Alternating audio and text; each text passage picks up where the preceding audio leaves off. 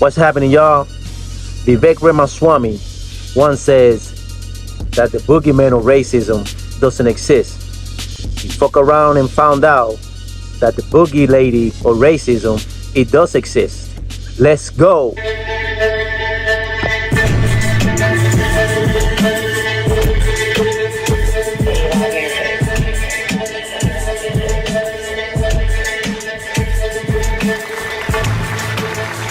What's cracking, y'all? It's your host, Most Requested, and welcome back to Talk That Talk. Today we got a real good one, man. Vivek Ramaswamy and Ann Coulter. Some of you guys know Ann Coulter. She's a commentator. She used to be a commentator for Fox when Bill O'Reilly had his show, the O'Reilly Factor. So she was a regular in that program. And also, she also appeared at the Bill Maher's real-time show in HBO as well. And she a real smart lady, man. She's real smart. She wrote a few books already and things of that sort.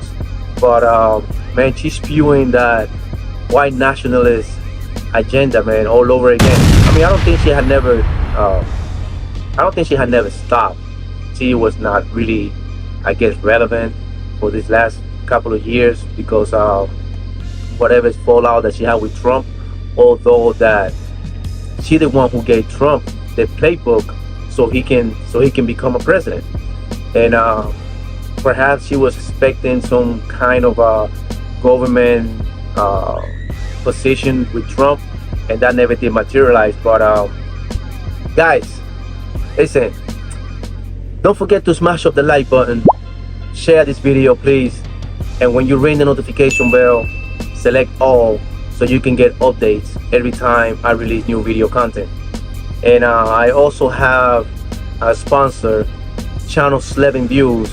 Please go to her platform, support her, share her videos, hit the like button. And I don't have to tell you how this works, man. Share, hit like buttons because help us push these videos into the YouTube algorithm. And I appreciate you guys for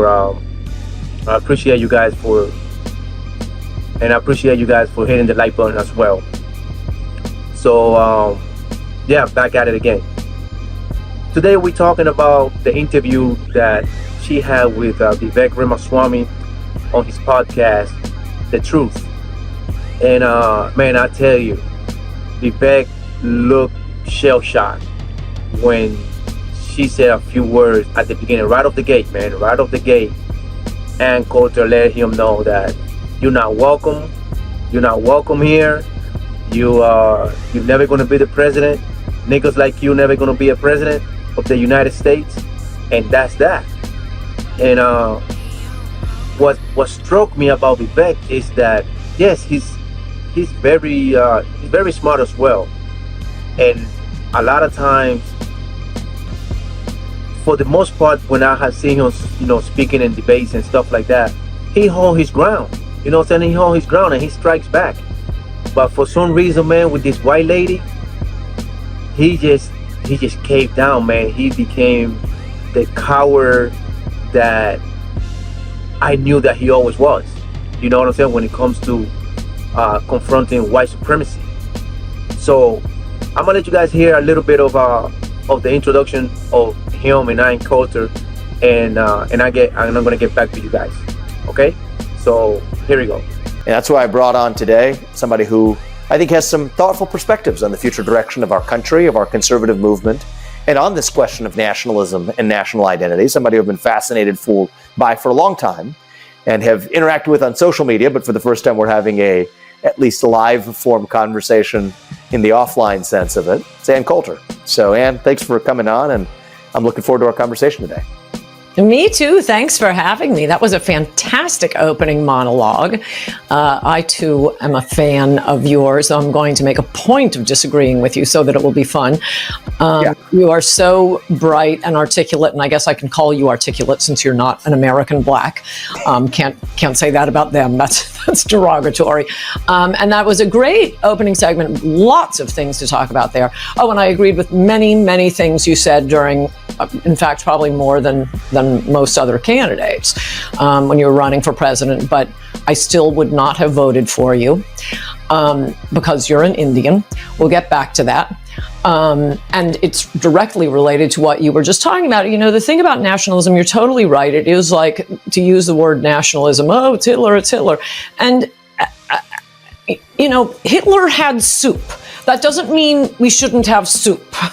Hitler loved dogs. That doesn't mean you shouldn't love dogs. So I think we have to move past this. If Hitler did it, it must be bad. But I do notice when I was listening to your monologue, I don't think I do use the word nationalism. I would use a word you used in your monologue, which I liked quite a bit, and that's citizenship. There's citizenism. How about Americanism? Yeah. I'd also point out that the only people who are not allowed to be proud of their ethnic group do tend to be Anglo-Saxons. Oh boy, you can't be proud of being white. Whereas, you know, watch a soccer game. And see, you know, it's Venezuela, we're Mexicans. They don't. It's funny. Hispanics don't even think of themselves as Hispanics. They think of themselves as the country they're from. Back again, guys.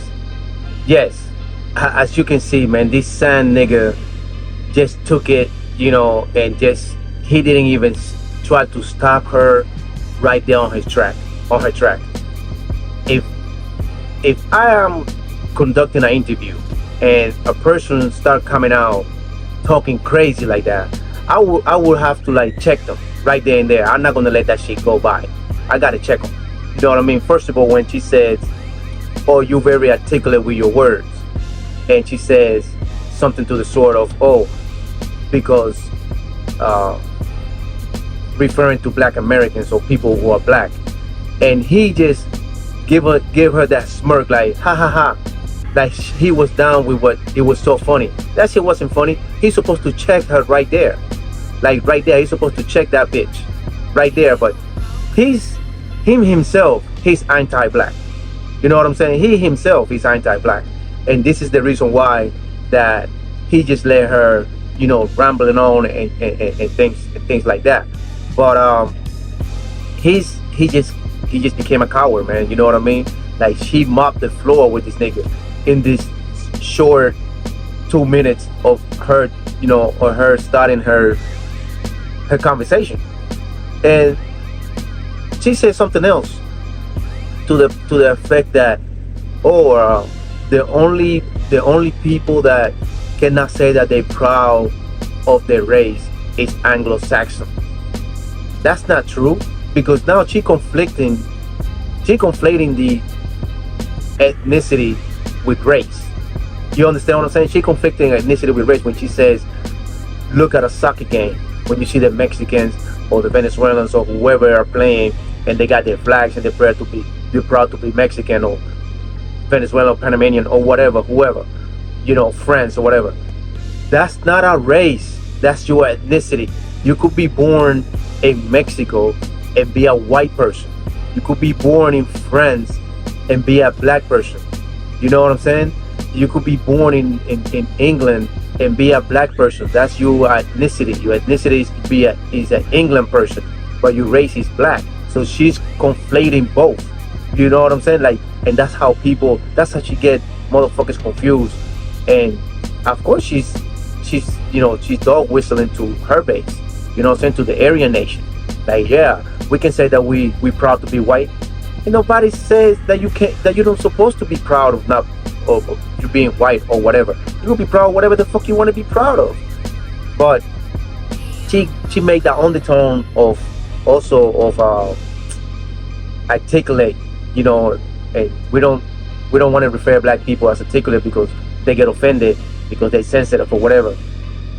That was the undertone when Barack Obama became president, and he was like that, like Vivek Ramaswamy that he would be good with words. He would articulate with every time they answer a question or made a comment, things of that sort.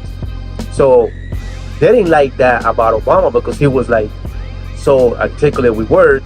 So they made that word, the undertone of that word was like, oh, what the fuck he think he is? You know what I'm saying? He think he's better than us. He think he's smarter than us. So they was using that word articulate, but not to credit him, but to undermine his ability of speaking with others.